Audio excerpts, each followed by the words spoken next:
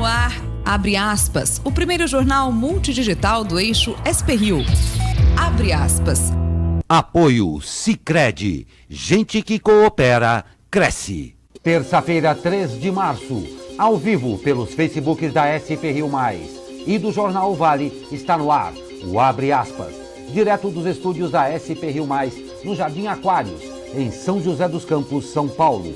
Você confere nesta edição. Congresso deve analisar hoje orçamento impositivo. Brasil vai investir 10 milhões de reais em pesquisas sobre o coronavírus. Mercado financeiro reduz a expectativa do PIB brasileiro. Mulheres são maioria e vivem mais na RM Vale. Prefeitura de São José dos Campos quer alterar a auditoria sobre transporte público. Essas e muito mais notícias logo após o comercial. Fique com a gente.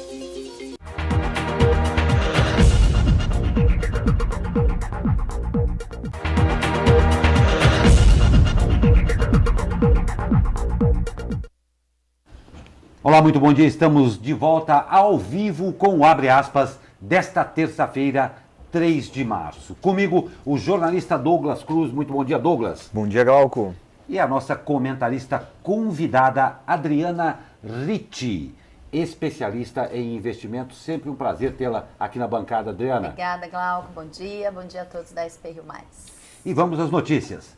O Congresso Nacional deve se reunir em sessão conjunta hoje para analisar novas regras para o orçamento impositivo.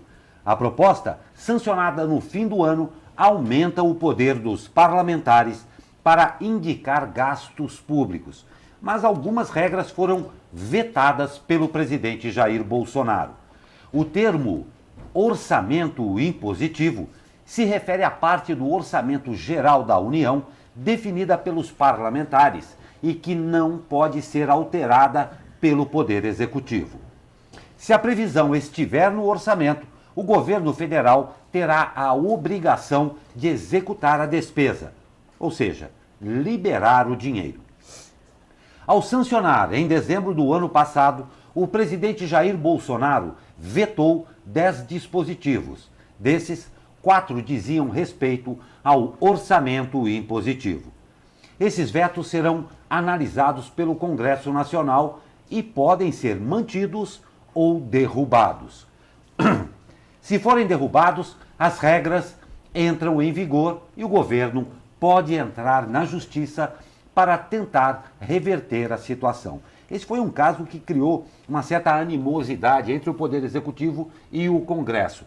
No final das contas, eles estão discutindo pelo poder ou pelo dinheiro? Um pouco dos dois a gente pode falar, eu acho, que é um né? pouco dos dois, sem dúvida nenhuma. Eu arrisco ainda dizer que é um pouco mais do poder, mas a gente está falando aí de algo em torno de 31 bilhões de reais. Muito dinheiro. Significativo, então, né? é também uma verba muito significativa. Ao que tudo indica, existe aí uma grande maioria a favor desse veto. Então, podemos ver aí muitas cenas dessa novela e muitos capítulos dessa novela ainda. Pois de é, mais Glauco. uma, né? De mais uma, com E certeza. não estamos sozinhos, Glauco. Temos aqui já o Agostinho Lacerda mandando bom dia pra gente. Muito bom dia, Agostinho. E, Glauco, isso aí, na verdade, o orçamento impositivo já existe em outras áreas. Por exemplo, nas prefeituras municipais, o governo tem que gastar obrigatoriamente, eu acho que, se não me engano, 20% com educação, mais 20% com saúde. O que acontecia antes com esse orçamento é que antes era negociável, né? Então, esse orçamento era usado aí com negociações tanto para o Planalto quanto com os congressistas. Destinação de verba, também me corrija se eu estiver errado, por parte de alguns políticos, de destinação de verbas para as suas, Zonas áreas, eleitorais. Zonas eleitorais. Exatamente. Pois é uma coisa que a gente vai esperar, como a Adriana muito bem disse, esperamos aí aguardamos o desfecho de mais uma novela aí, e esperando que os senhores, como eu gosto de dizer, que suas excelências tenham aí a virtude de pensar na população e no bem de sua excelência, seu eleitor. E o Ministério da Saúde divulgou ontem que o Brasil tem cerca de 433 casos suspeitos de coronavírus. Nenhum novo caso foi confirmado neste último balanço e o país permanece com 2 casos confirmados da doença. O Ministério não apontou nenhum caso provável, que é uma nova categoria incluída pela pasta entre as possíveis em seus balanços. Um caso provável será aquele do paciente que apresentar sintomas e tiver tido contato direto com uma pessoa que teve o Covid-19 confirmado. De acordo com a Organização Mundial de Saúde, houve mais de 3.000 mortes entre quase 90 mil casos confirmados de coronavírus no mundo. E Posso falar uma coisinha sobre Pode esse sim, assunto? Adriana. É importante a gente destacar, né? Esse segundo caso aí foi, inclusive, da empresa a qual eu represento, em São Paulo. Olha. E é muito interessante da gente fazer até um apelo aí para a população, né? Porque tanto o primeiro quanto o segundo caso foram pessoas assintomáticas. Ou seja, a pessoa não estava passando mal, não estava tendo nenhum tipo teve de um sintoma, sintoma. porém tinha voltado de uma viagem da Itália. Perfeito. Então, eu tenho visto, ontem mesmo eu conversei com uma colega que voltou da Itália e que está gripada. Eu falei, pelo amor de Deus, você tem que ir lá fazer o exame. E as pessoas parecem que não têm essa sensibilidade, né? Ah, mas não tem nada a ver, é só uma gripinha. Gente, os 2 casos que nós tivemos no Brasil foram de pessoas assintomáticas, ou seja, se você fez alguma viagem para os países que estão com o surto desse vírus, né? Especialmente aí a Itália foi algo mais recente, porque Europa é um lugar que as pessoas acabam indo mais. Então, vá ao médico, vá ao hospital, peça o teste. Isso ajuda muito que a gente não tenha essa contaminação. Então, não precisa ter o sintoma, precisa apenas ter vindo de algum desses países recentemente ou ter contato com alguém que tenha vindo desses países recentemente. É muito importante a gente ter essa consciência e a gente fazer esses testes, né? Esse segundo caso, que é como eu disse, é da nossa empresa lá em São Paulo, ele tá em casa e ele fala assim, gente, mas eu não tô com nada, mas eu tô tendo que ficar em casa. O teste já deu negativo, porém como teve muito contato, é importante ficar de respaldo aí pelos próximos 15 dias. Então, vamos tomar esse cuidado, né? A Europa tem muito esse cuidado, os americanos têm muito esse cuidado, e isso é algo que às vezes a gente peca na nossa saúde. Não tem dúvida, muito bem lembrado isso daí. Eu faço uma outra lembrança aqui também. A Adriana disse muito bem a respeito, principalmente dessas pessoas que viajaram, estiveram em áreas onde a propensão disso daí está muito assintosa, mas você daqui do Brasil também, tome cuidado com o que está acontecendo. A Adriana falou a respeito das pessoas que estiveram em áreas de risco, tiveram contato de pessoas que estiveram em área de risco, porque existe também o problema de se sobrecarregar o serviço público de saúde. Ela falou corretamente a respeito dessas pessoas que tiveram esse contato e estão tendo o bom senso. Mas você também procure se informar. A imprensa está divulgando demais. E uma última lembrança, cuidado com a bendita fake news. É exatamente, sem Glauco. dúvida. O nosso ministro da Saúde, né, o Mandetta, estava falando ontem que não há motivo para alarde, né? Não há motivo para todo mundo ficar em pânico. O que deve se ter é uma preocupação diária com a saúde. Então, você usou o transporte público, você sempre lava a mão. Regras simples, né? Não tossir, passar cumprimentando os outros, são regras de saúde que devem ser cumpridas todos os dias. Então, a gente tem que frisar aqui também, Glauco, que desses 430 pacientes, 2 de suspeitas, né? 2 estão em Atibaia e um caso suspeito de Pindas já foi descartado. Então, a nossa região aqui segue com 2 suspeitos, mas descartado a possibilidade até o momento aqui na região. Não tem dúvida. Cuidado e vamos em frente. O ministro da Ciência, Tecnologia, Inovações e Comunicações, Marcos Pontes, informou que o governo federal prevê investir 10 milhões de reais via Conselho Nacional de Desenvolvimento Científico e Tecnológico, o CNPq, em pesquisas voltadas para o mapeamento e sequenciamento do novo coronavírus. Segundo Pontes, o valor ainda é uma previsão e deve ser aplicado em 2020. Em fevereiro, a pasta criou a Rede Vírus, rede de pesquisa envolvendo cientistas e laboratórios para ajudar no enfrentamento de viroses emergentes, com foco inicial em coronavírus e influenza. O grupo é formado por especialistas e representantes do Ministério da Saúde, de entidades científicas e de unidades de pesquisa. Existe aí uma curiosidade mundial, Glauco, para ver como é que esse vírus vai se comportar aqui no nosso clima, né, que é um país tropical. Então, a pesquisa brasileira já agiu rápido, já identificamos aí os 2 genomas dos vírus, né, o que é muito importante para os biomédicos fazerem a identificação de como ele se comporta, como ele é transmitido, se existe alguma diferença para o vírus lá da Alemanha, para o vírus da Itália, para o vírus da China.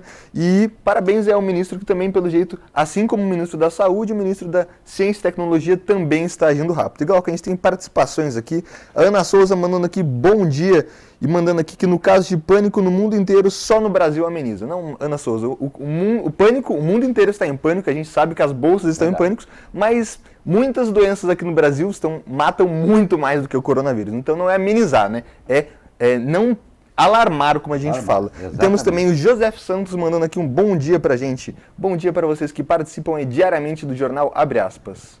Muito obrigado a todos vocês que participam.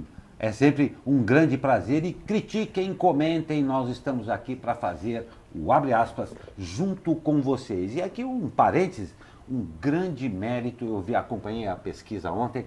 As nossas jovens, muito jovens, pesquisadoras que ontem dando entrevista fazem parte ativa desse processo, tanto da pesquisa quanto do labor, do trabalho todo que tem envolvido nisso, que claro, não começou ontem. Mais uma vez, fica ratificado aqui a enorme importância de um país investir em seus pesquisadores, na faculdade pública que faz isso daí, em todos os setores de pesquisa. Está de parabéns, mesmo.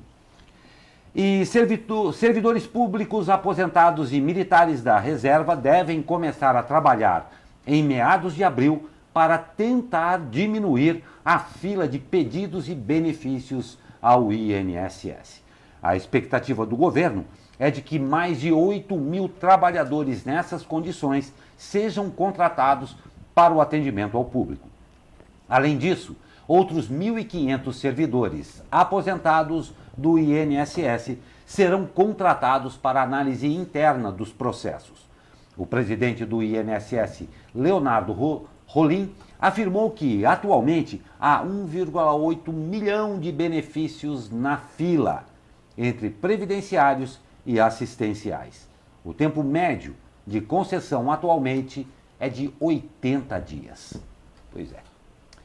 Pois é, e com tudo isso que acontece no mundo aí, independente de alarmes ou não, alardes ou o que seja, os reflexos são evidentes aqui no Brasil. E hoje nós estamos aqui com a Adriana Ritt e já acabou sobrando para o nosso produto interno bruto também, não é, Adriana? Não tinha como a gente não sobrar para o nosso PIB, né? Exatamente. Aliás, eu acho que vem sobrando para muita coisa aqui no nosso país. A gente vê aí em fevereiro, que foi um fevereiro extremamente estressante para o mercado. A nossa bolsa aí bateu uma queda mensal que não era vista desde agosto de 2011, ou seja, a gente realmente reviveu alguns momentos mais tensos. Isso não aconteceu só no Brasil, então as bolsas norte-americanas tiveram um desempenho ainda pior, porque o surto aumentou muito rapidamente lá e chegaram aí a um patamar abaixo do ano de 2008. Então, assim, estamos numa situação complicada para o mundo. O nosso PIB sofreu, então ontem veio aí mais um boletim do relatório Focus dizendo dessa redução do nosso PIB. Porém, Glauco, não foi só o nosso PIB. Foi o crescimento econômico global. Então, o crescimento econômico global vem aí com uma estimativa de queda de aproximadamente 0,5%. Quando eu falo de 0,5% para um crescimento global, eu estou falando de algumas centenas de trilhões de dólares.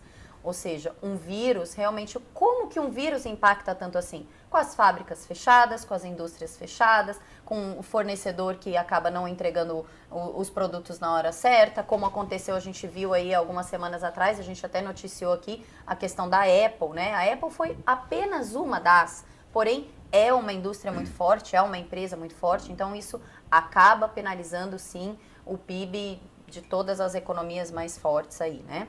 O que a gente tem ontem nós tivemos um bom repique aí de mercado, os mercados se animaram mais, os mercados, a Bolsa bateu aí 2,30 de alta, mas eu quero destacar que é um momento ainda de tensão, é um momento ainda de incerteza, foi apenas um repique de uma queda muito forte que nós tivemos a semana passada.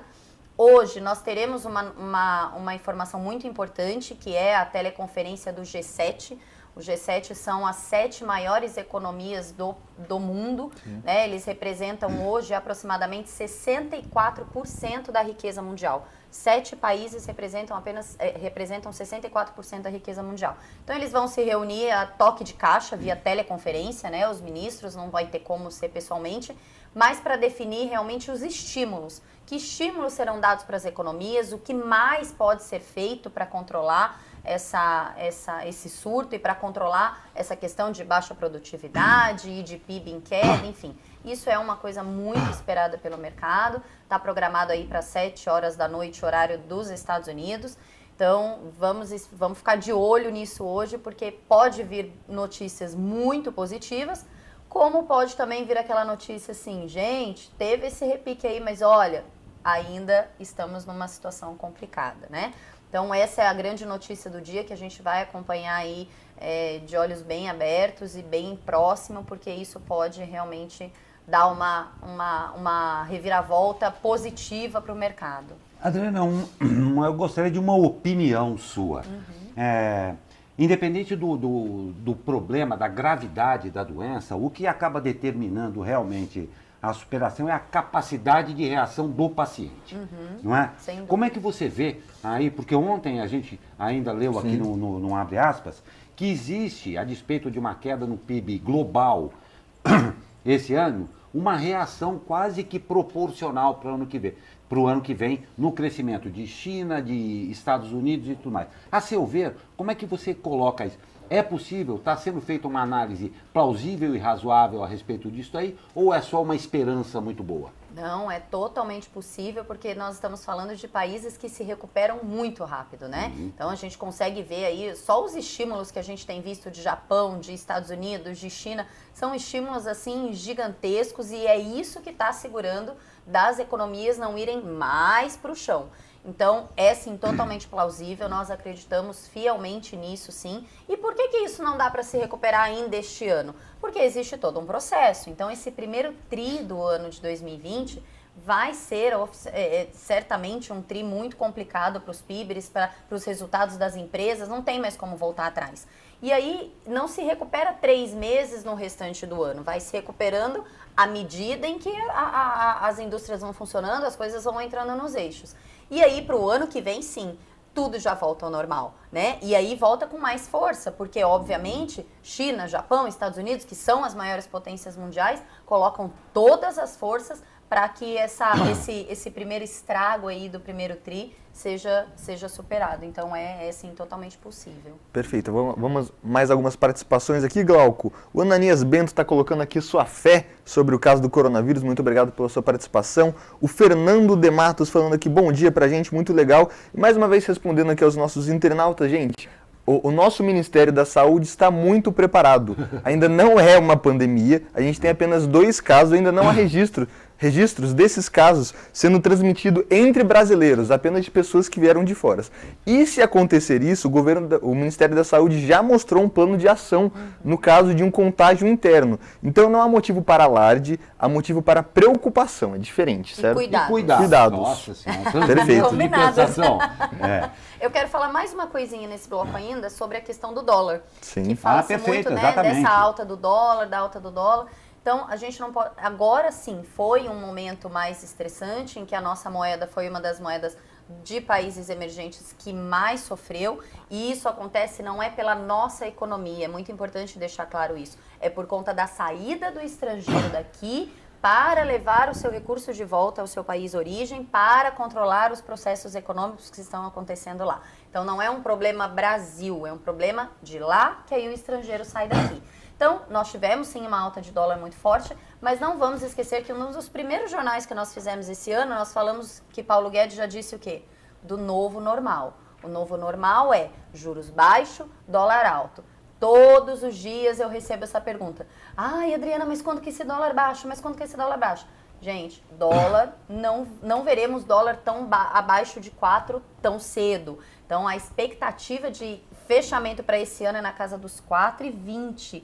Não espere nem um dólar muito abaixo disso. Tem viagem, tem compromisso? A nossa recomendação é: vá comprando dólar aos poucos. Todo mês você compra um pouquinho. Ah, mas agora está muito alto. Tá bom, se ele tiver R$5, vai estar mais alto. Se ele tiver R$4,90, vai estar mais alto. Vá comprando aos pouquinhos. Divida aí sua viagem, o seu compromisso em 10, em 12 e vá comprando seus dólares aos poucos. Porque nós estamos num país de dólar flutuante.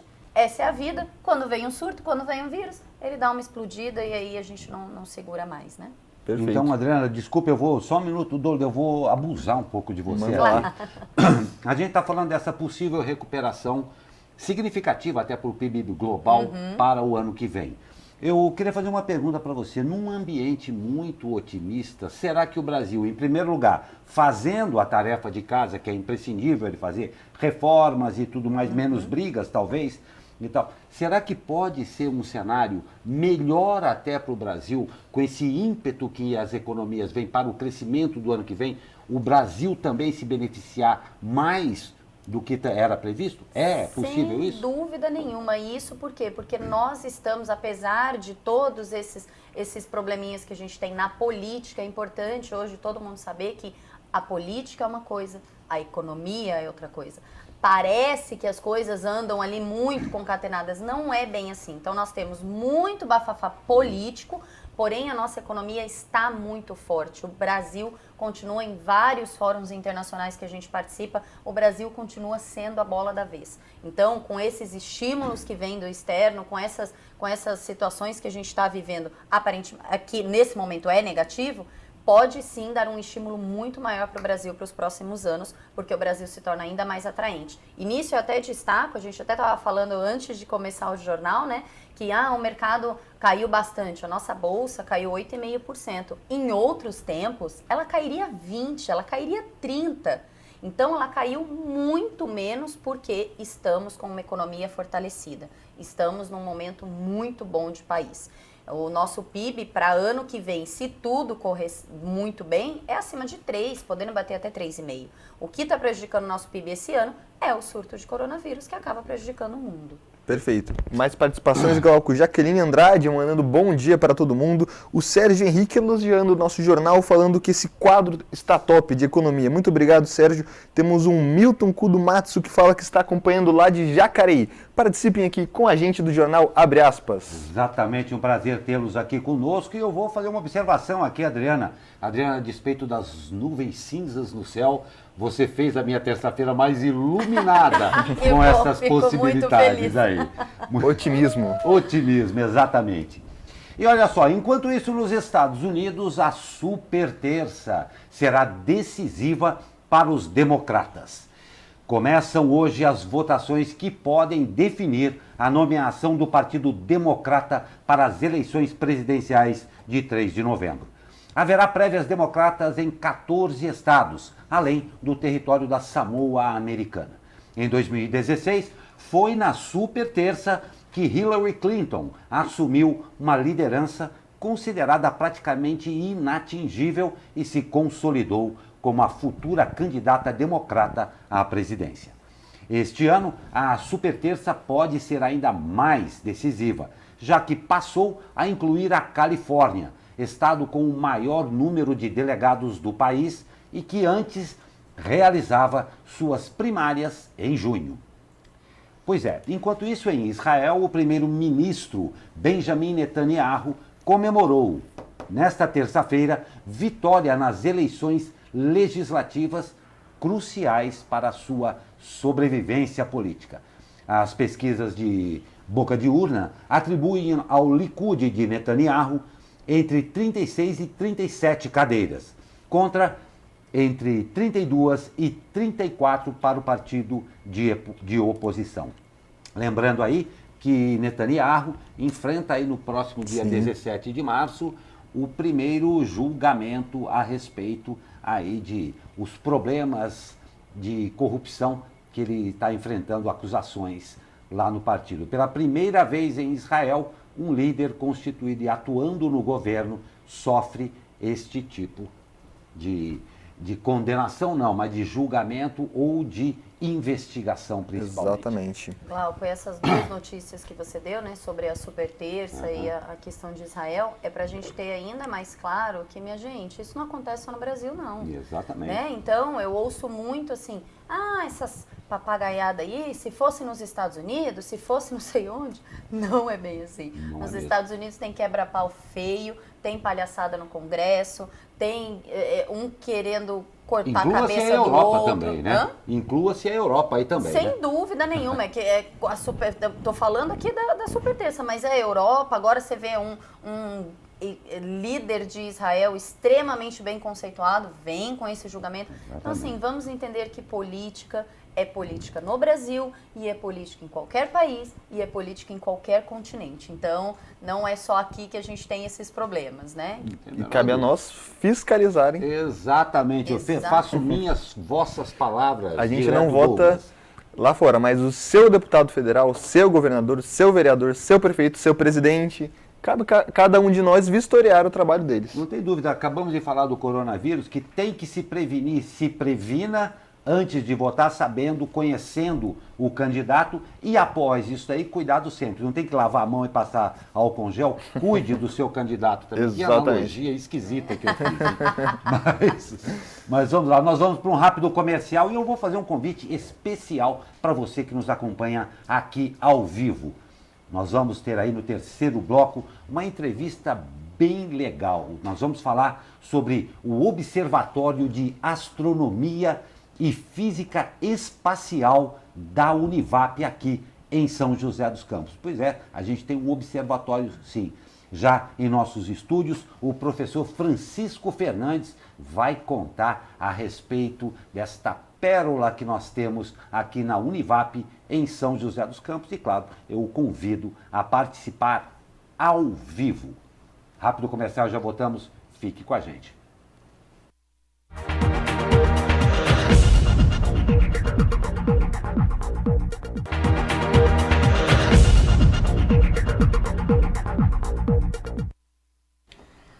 As nuvens permanecem nos altos da Cassiano Ricardo, mas vamos saber com ele.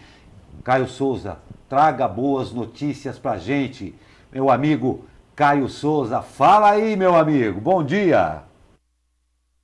Fala, Glauco Turzi, muito bom dia.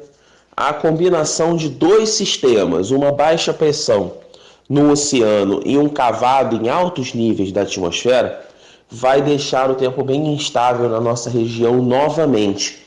A terça-feira será um dia de céu predominantemente nublado e o sol pode aparecer rapidamente entre nuvens em alguns momentos. As temperaturas seguirão estáveis em comparação ao dia de ontem. Máxima prevista de 24 graus no Vale do Paraíba, 23 no litoral e em São Paulo e 19 na Serra da Mantiqueira. Agora, muita atenção com relação à chuva, pois já estamos com acumulados bem significativos.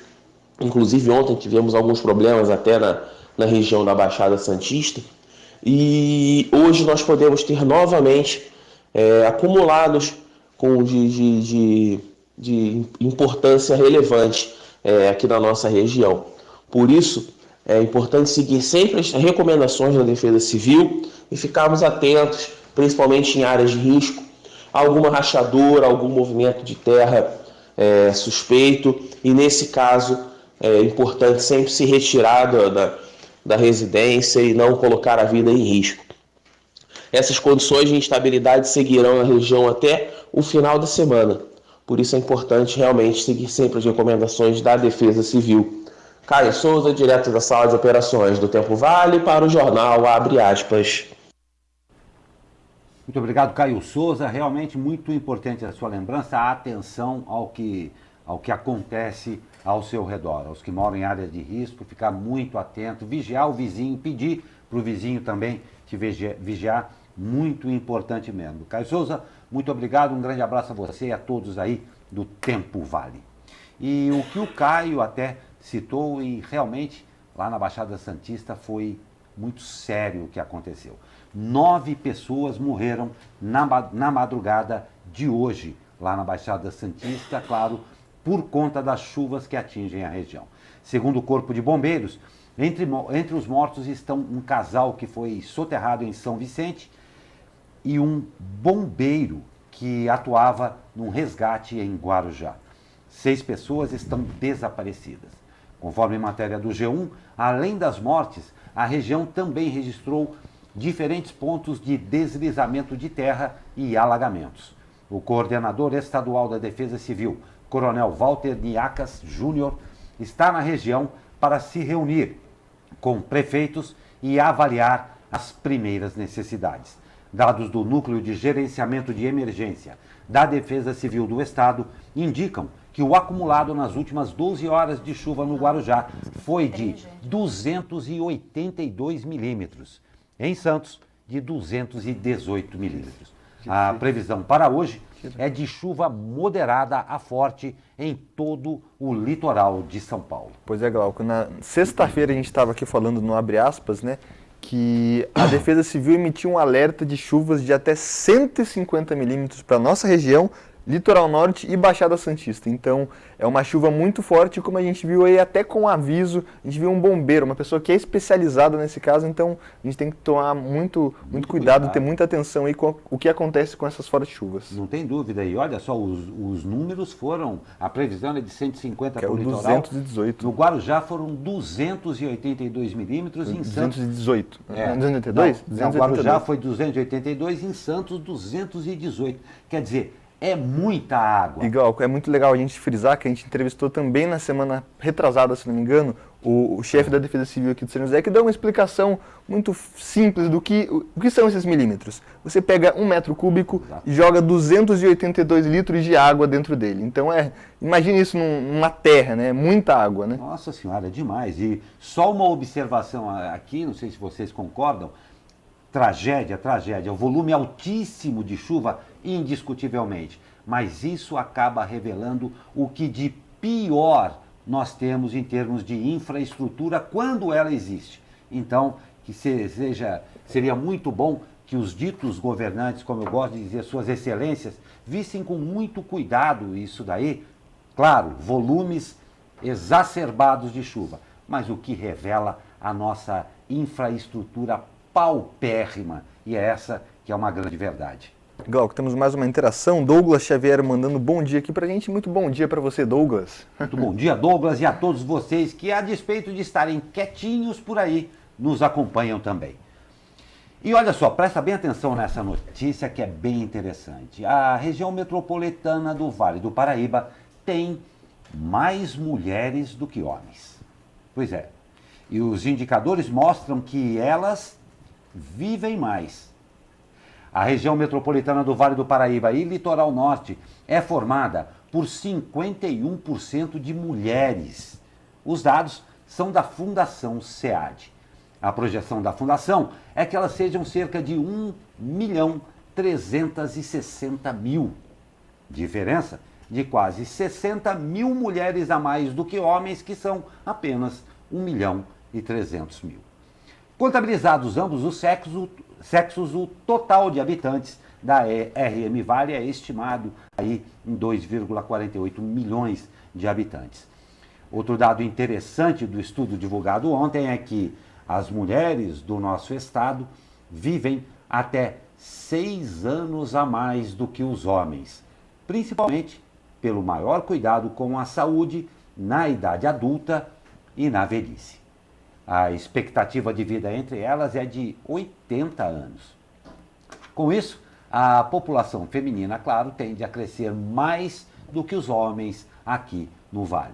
Com o envelhecer aí, o envelhecimento normal da população. 4 cidades da região, anote aí, tem 1% a mais de mulheres do que a média da região, somando 52% dos habitantes do público feminino. Sendo elas, pegou a caneta? Guaratinguetá, Piquete, Aparecida e Lorena. Mais dados sobre a população da RM Vale estão na edição de hoje do jornal O Vale e, claro, aqui no site da SP Rio+. vale a pena você dar uma lida. Eu quero fazer um comentário. Óbvio, Eu né? sabia Pode falar, que então. você ia fazer um comentário, Adriana. Não, mas sabe o que é muito interessante? Há alguns anos atrás, eu trabalhei muito tempo com seguro, né? E fico o aviso aos homens, eu nunca paguei um seguro para homem. Eu só pagava seguro para mulher. Ou seja, as mulheres é que ficavam viúvas. E por quê? Tá aqui na reportagem. Saúde, cuidado, Sim. homens, parem de ser teimosos. Tomem cuidado, muitas vezes, é só uma gripinha, espero estar com pneumonia para ir no médico. Eu gostei dessa sua voz de é só uma gripinha. É assim que o homem fala. É só uma gripinha. Não, às vezes não é só uma gripinha, entendeu? Não quer ir no médico de jeito nenhum, não quer perder tempo de jeito nenhum. Então, assim, é cuidado, é a prevenção, né? Isso é muito importante e a gente vê muito isso na mulher, né? E a mulher tem muito isso por conta desse espírito maternal que a gente tem. Então, a gente tem essa responsabilidade de que, eu não posso ficar doente, então se eu tô doente, eu tenho meus filhos, eu tenho meu marido, eu tenho às vezes a mãe, o pai, que você cuida também. Então, tomem cuidado, sejam menos teimosos, porque, né, eu não que não fique feliz com um dado desse, óbvio que eu fico muito feliz, mas vamos fora as brincadeiras à parte, vamos lógico. pensar que é teimosia sim, homem não se cuida mesmo, não faz prevenção de nada, então vamos ficar atento e vamos ter mais responsabilidade, né, homens? Verdade. Vamos lá. Minoria Sim, aqui, nós estamos mas em a minoria Adriana aqui. está em maioria na região. Exatamente, mas aí se aproximando o 8 de março, Dia Internacional da Mulher, aqui eu faço uma reverência a todas as mulheres que atuam conosco aqui na SP Rio Mais e vou aqui pegar carona, não me achem puxa-saco das mulheres, mas meninos, nós precisamos ouvir mais as nossas mulheres. Com Isso certeza. é uma verdade mesmo. Obrigado, Adriana. Agora aquela notícia, as notícias que a gente não gosta muito de dar, mas são importantes também. 2 criminosos foram mortos após trocarem tiros com a polícia militar na tarde de ontem, no bairro Santa Cruz, em Taubaté. De acordo com a polícia militar, 3 pessoas armadas roubaram, olha que interessante, um açougue no bairro Vila São Geraldo por volta das 14 horas e deixaram o local com dinheiro e com um caminhão lá do comércio. Na fuga, eles acabaram batendo contra um carro, abandonaram o veículo do estabelecimento caminhão, roubaram o veículo batido e passaram a fugir com ele. O BAEP identificou e começou a perseguir o carro. Na altura do bairro Santa Cruz, os 3 desceram do veículo e dispararam contra os policiais, que revidaram. 2 foram baleados e chegaram a ser socorridos ao pronto-socorro, mas não resistiram. O terceiro envolvido fugiu. Na ação, foram apreendidas 2 armas de fogo e recuperados os itens roubados. O caso foi registrado no 2º DP. Nenhum policial ficou ferido. Fuga cinematográfica de Los Angeles. Né? Exatamente. Faltou só Em o Taubaté. águia. Nossa, parabéns à Polícia Militar. E outra notícia que a gente vem dando aqui bastante, mas é que é importantíssimo a gente saber. Mais uma vez, a nossa região tem queda nos homicídios, mas segue sendo a região mais violenta do estado. Mesmo com queda de 6% no total de pessoas assassinadas em janeiro, a RM Vale começa o ano com 4 cidades entre as 10 mais violentas do estado. Caraguatatuba, Guaratinguetá e Jacareí lideram o ranking estadual da taxa de vítimas de homicídio por 100 mil habitantes, sendo Caraguatatuba a campeã, com 20,9, Guaratinguetá com 14,87 e Jacareí com 14,23. A lista conta com 80 cidades paulistas com mais de 100 mil habitantes e foi feita com base nos dados oficiais da Secretaria de Estado da Segurança Pública. O indicador leva em conta o número de pessoas mortas em homicídio doloso entre fevereiro de 2019 e janeiro deste ano. A média estadual é de 6,49. Já o Vale tem taxa de 12,09, que é a maior do estado de São Paulo. É muito importante a gente sempre frisar que os números vêm caindo, mas no estado ainda somos os campeões, muito devido a essas 3 cidades que a gente falou. Porque, por exemplo, o São José dos Campos tem uma média muito boa, a gente pega outras cidades que têm média muito boa, mas as 3 maiores, as que mais matam aí por 100 mil habitantes no estado de São Paulo, estão na região. Então, a média continua muito alta. Não tem a menor dúvida, é triste a gente falar isso daí. E a Prefeitura de São José dos Campos quer alterar a auditoria sobre transporte coletivo. Após 2 anos consecutivos de batalhas judiciais sobre o reajuste da tarifa do transporte público, a Prefeitura de São José dos Campos enviou projeto à Câmara que altera o trecho da lei orgânica do município, que determina a realização de uma auditoria anual sobre o serviço de transporte público. Essa auditoria abrange a operação, a administração e o custo da tarifa.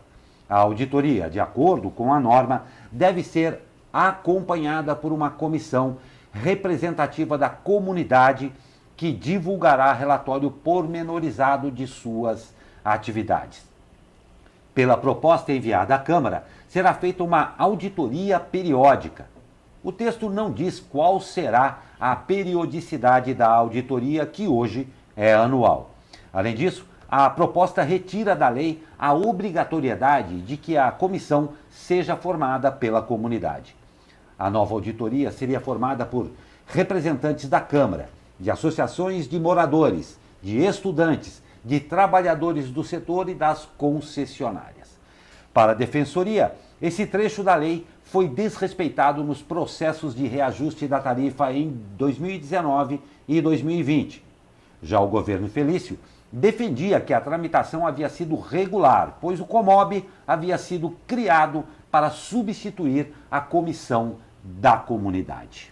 Resumindo brevemente, Glauco, em 2018 e 2019, a Defensoria Pública pediu e a Justiça acatou que a Prefeitura não estava cumprindo essa lei, que ela dizia que não tem participação da comunidade. E a Prefeitura dizia que já existia outra lei que criava o Conselho de Mobilidade Urbana. Então aí a Prefeitura está tentando fazer essa adequação e a Defensoria Pública diz que essa adequação está errada. Vamos ver então como vão votar os nossos vereadores, né? Então, mais uma vez, vamos fiscalizar aí em quem a gente vota.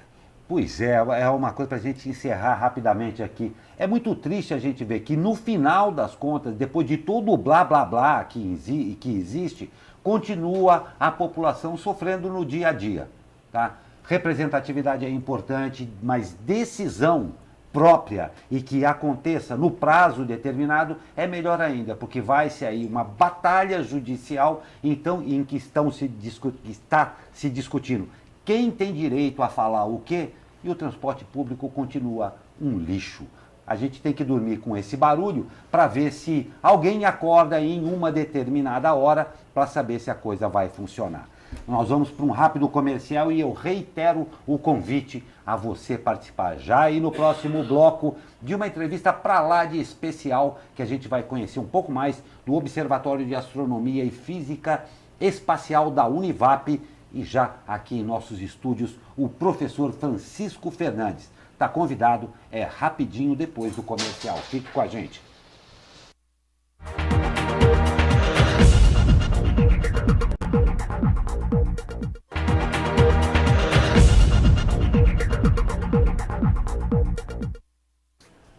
Estamos de volta ao vivo com Abre Aspas desta terça-feira. E hoje a gente recebe aqui uma pessoa para falar de um assunto, para mim, absolutamente fascinante. Eu tenho certeza que, a despeito do tempo que está, todo mundo de vez em quando olha para o céu, olha para as estrelas e todo mundo já fez pelo menos uma confissão na vida para a Lua.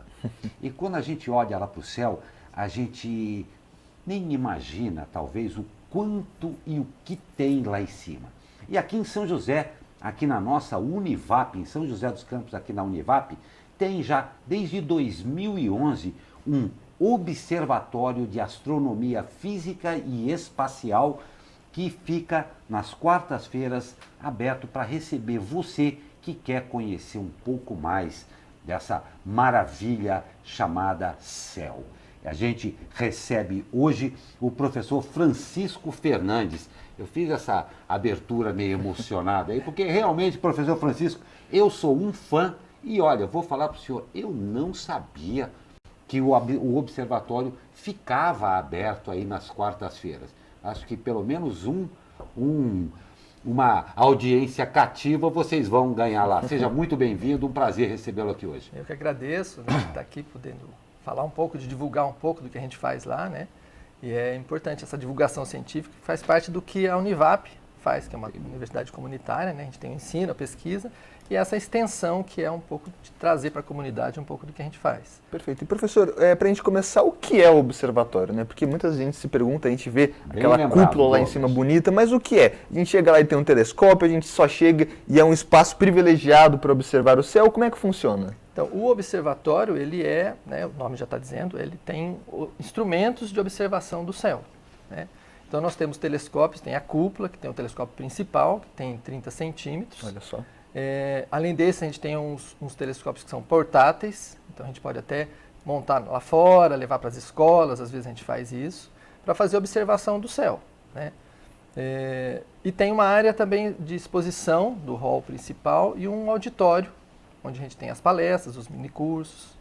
E quando vai se fazer a visita, você viu que eu estou interessadíssimo nisso, né, Sim, doutor? com certeza. Mas quando a gente vai fazer essa visita, já tem lá, tem os professores, as pessoas indicadas. Como é que é essa estrutura para receber o visitante lá? Então, o observatório é aberto todas as quartas-feiras, das 7 da noite até as 21h30.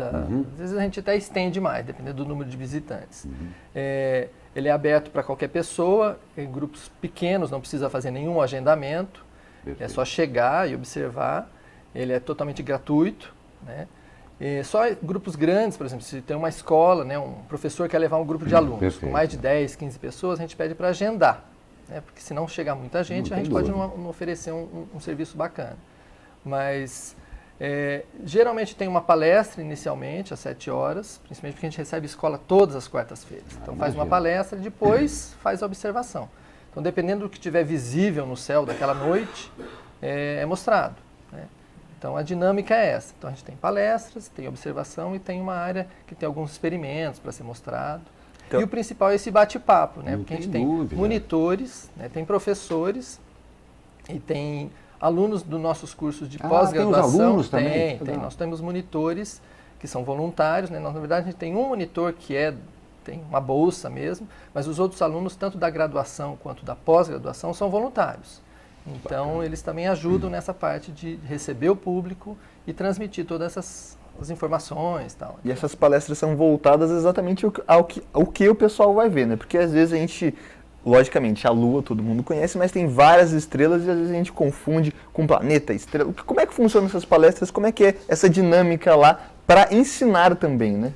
Nós temos vários assuntos. Então tem palestras sobre o sistema solar, sobre a estrutura do universo, sobre buracos negros, que legal. Sobre astrobiologia, às vezes sobre o Sol, porque às vezes a gente recebe escolas durante o dia também. Então tem escolas que têm uma disponibilidade difícil de ir à noite, né? Então a gente recebe durante o dia, então geralmente a gente fala sobre o Sol, que é o que dá para se ver durante o dia. Que legal. É muito interessante. E, professor, o senhor começou falando aí o que é literalmente uma vocação da universidade em si, e a Univap vem se destacando também aqui na nossa região e até nacionalmente, com o extremo cuidado com a divulgação correta da ciência, né? Como é que vocês vêm aí desde 2011 com uma atuação bem mais forte, como o senhor disse aí, a partir de 2015, nessa área específica? Claro, a gente pode falar das outras, mas dessa área específica aí de astronomia e física, a presença disso aí e a visitação dessas escolas. Houve um incremento no interesse? Está existindo por parte também da população um interesse maior em conviver com a parte de ciência também? É uma boa pergunta. O que a gente faz em termos de pesquisa, né, nem tudo a gente é fácil de divulgar, mas a astronomia ela traz um apelo por si só, né? Que é uma coisa bacana e tal. Então, a gente, desde que o observatório abriu, a gente já recebeu mais de 15 mil pessoas. Olha só, muita gente. Entre essas visitas regulares e alguns eventos que a gente faz. Então, um programa desse, por exemplo, ajuda a gente a divulgar, porque tem muita gente que não sabe realmente que o observatório é aberto, né? Ele não é o único observatório da cidade, mas né, a gente abre toda semana. Então, o que é interessante é que as pessoas, quando descobrem, querem ir qualquer dia, e às vezes está nublado. Não dá para ver mesmo assim? Dá para ver, né? Então, você falou da ideia de passar um conhecimento sério, né? Divulgar um conceito certo. Isso a gente tem um cuidado muito grande, né? Porque a gente tem um grupo de professores que atua no pós-graduação e trabalham com astronomia e física. Então, passar isso corretamente para desmistificar algumas coisas, né? algumas ideias erradas sobre o que a gente tem, né? Que tem muitas, tem né? muitas ideias erradas. Inclusive, a gente recebeu, a Sociedade Astronômica Brasileira, ela deu um selo de certificação para esse conteúdo para as instituições que fazem divulgação científica. E há 2 anos a gente recebeu o selo de certificação que o conteúdo que é passado é um conteúdo idôneo, um conteúdo com cuidado, né? Então, isso atesta que a gente tem tentado fazer um trabalho bem feito nesse sentido, que é muito importante, desmistificar e passar a coisa certa. Você falou em visão e você falou que o telescópio tem cerca de 30 centímetros. O que é possível ver? Que a gente às vezes brinca um pouco com a imaginação, até onde chega. O que é possível ver no observatório da Univap? Então, a gente vai ver, por exemplo, a Lua já dá para ver, mas você vai ver detalhes da Lua. E é até importante que uma Lua cheia, às vezes, é muita luminosidade, né? Então, Lua crescente, minguante, é melhor. Mas a gente vê planetas, a gente vê aglomerados de estrelas, a gente vê nebulosas, galáxias. Dá para ver vários objetos que estão a muito distância, que legal, com algum nível de detalhe. É claro que um telescópio de 30 centímetros você não vai ver tantos detalhes, mas dá para ver muita coisa. As anéis de Saturno, as luas, as galileanas de Júpiter. Então, tem muita coisa que você vê só, às vezes, na internet, na imagem, você vai fotos, ver ao né? vivo. Sim, né? muito legal. Isso que é bacana. Eu acho fantástico isso daí, repito, eu sou um fã disso daí, mas e mais uma vez aqui ratificando a primeira possibilidade de você ver, mesmo a própria Lua, mas com muito mais detalhes e tal, mas enfatizo que a parte mais interessante é você poder perguntar para quem conhece e está ali. Isso eu acho de uma importância enorme para isso. Mas uma pergunta de curiosidade aqui. Sim. Mais jovens ou mais velhos vão aí, já que é voluntário, independente das escolas? A curiosidade hoje se revelou para todo mundo ou tem segmentos que gostam mais? A gente recebe muita família. Olha que legal. Então os pais levam as crianças, né? Que interessante. Tirando as isso. escolas, que geralmente são crianças e adolescentes, são jovens e tal, mas a gente recebe o público de qualquer faixa etária, né? Inclusive, às vezes a gente recebe pessoal da terceira idade, pessoal de igreja, que combina de ir, escoteiros. Sim. Então, é aberto para todo mundo. E a gente tenta adequar até o que é transmitido dessa forma. Se vai ter uma palestra para uma escola que é de ensino fundamental, claro, a gente tem que falar, tentando falar na linguagem deles, né? Não tem dúvida. Então, isso é um desafio também, mas é motivante para a gente fazer isso, né? Levar o conhecimento para todo mundo da maneira mais clara e objetiva possível. E agora outra dúvida também, a Univap ela fica numa região mais afastada aqui. O observatório, o local escolhido dele tem alguma diferença? Você falou, por exemplo, o que influencia para observação? As nuvens, a gente sabe, mas a luminosidade da cidade, a poluição, alguma coisa influencia na observação do céu? Com certeza, né? O observatório, ele está no meio da cidade, né? Apesar de a gente estar no campus Urbanova, então a gente tentou escolher um lugar um pouquinho afastado até dos principais prédios lá do campus da Urbanova. Ele fica cercado por uma área meio verde e tal, para tentar fugir um pouco dessa poluição luminosa e a poluição normal que tem, né? Então, realmente não dá para fugir tanto disso, mas ele fica num lugar um pouquinho isolado.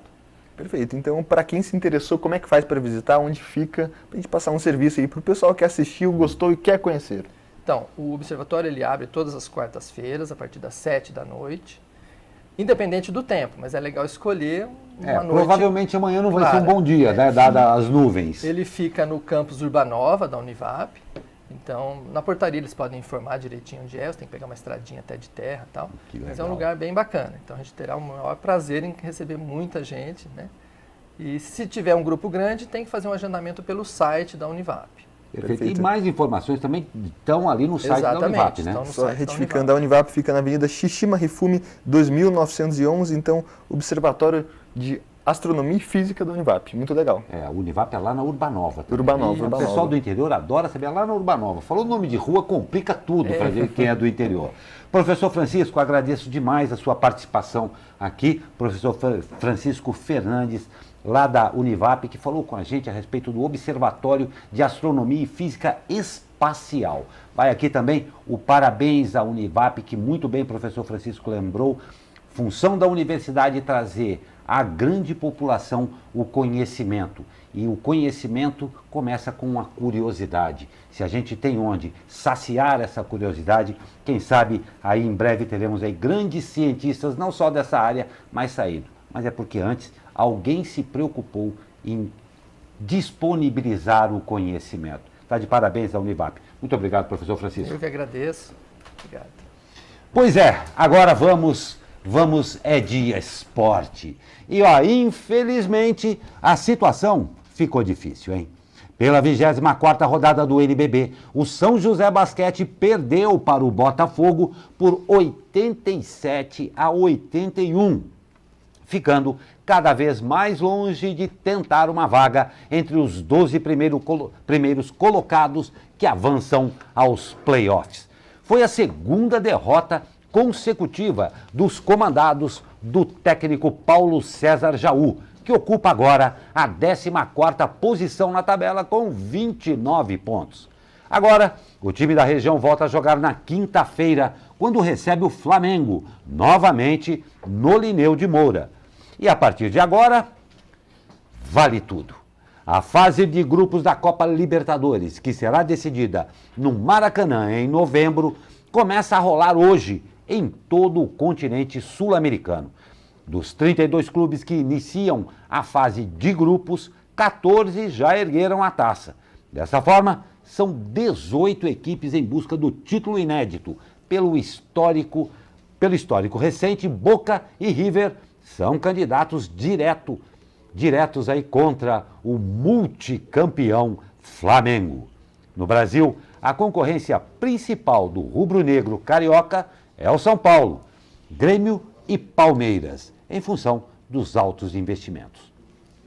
Atual campeão da Copa do Brasil, o Atlético Paranaense estreia hoje contra o Peñarol, do Uruguai, na Arena da Baixada, em Curitiba. Outros jogos do dia serão protagonizados pelos gaúchos. O Internacional recebe a Universidade Católica do Chile, no Beira-Rio, em Porto Alegre. Já o Grêmio visita o América de Cali, na Colômbia. E ainda hoje, o Santos enfrenta o Defensa e Justiça, na Argentina. Eu vou aqui pedir desculpa para nossa Ana Souza, que eu não li sua pergunta durante a entrevista. Ana Souza, tem como parar carro lá sim, viu? Ela perguntou se tem como parar o carro lá. Tem sim, já fui lá, tem um espaço bem bacana de estacionamento, então vale a pena conhecer o observatório da Univap, voltando ao assunto da nossa entrevista. Legal, E agora legal. falando de esporte, Galocão, a gente falou aqui uns tempos atrás que está aberta a temporada de bares aqui em São Paulo. Para o Corinthians já acabou, mas está começando agora oficialmente para os outros times paulistas, né? Quem que você acha que leva, Galcão? Falando aí já. Pois então, eles sempre pedem a opinião do especialista aqui. O Flamengo é o atual campeão, badalado, todo mundo está chutando no Flamengo. Eu Então, não sei quais do que são as você... opções? Quais são as opções? Temos aí, aqui no Brasil, Flamengo, São Paulo, Atlético Paranaense, Palmeiras, Santos, esqueci de alguma redação, e Grêmio. Olha, eu acho, como nada clubista, que vai dar São Paulo. Eu vou seguir a sua orientação. Dileto Douglas. Eu confio na opinião dele e mesmo na categoria de saber muito mais de futebol do que ele aqui, que eu aqui na redação sou o que mais conhece de futebol. Podem rir porque é mentira mesmo, não tenho a menor dúvida. Mas eu vou serrar fileiras com você e vamos fazer. Eu acho que o resto da redação vai crucificar a gente. Com né? certeza. E Glauco, principalmente quem vai crucificar a gente hoje, sabe quem é? O Cruzeirense aqui, o nosso editor de esportes. Não tem dúvida. Que hoje está ficando mais velho, é isso mesmo? Exatamente, nós temos aí o nosso querido editor de esportes, completando mais uma órbita solar para pegar carona. 20 aninhos. Nosso editor de esportes, Pedro Bavuso, fez aniversário, Pedro. É isso aí, grande Pedro, um grande abraço a você, como eu já disse hoje de manhã, uma feliz nova órbita solar a você. Parabéns, saúde e paz, e obrigado por você estar aqui com a gente. Vamos nós para mais um ano aí. Meu querido Douglas, mais uma edição encerrada do Abre Aspas, esperando sinceramente que o tempo comece a melhorar no final da semana. Segundo Quem o Caio sabe, né? Souza, né? A partir de quarta-feira a gente espera aí que melhore, né? Porque não aguento mais essa chuva, né, Gal? Não Tá tem a menor complicado. dúvida. Muito obrigado por essa participação aqui no Abre Aspas. Eu que agradeço, Glauco. Até amanhã. E para você que nos acompanhou nesta edição, acredito que foi uma bacana essa notícia aqui da Univap, desse observatório lá, um programa fantástico mesmo para você fazer, levar seu filho e ir lá conhecer um pouco mais dessa curiosidade. A vocês que nos acompanharam nessa edição de terça-feira, o nosso muito obrigado. Lembrando que tudo que você viu aqui, logo mais está disponível aqui no portal da SP Rio Mais. Muito obrigado pela sua audiência e até amanhã.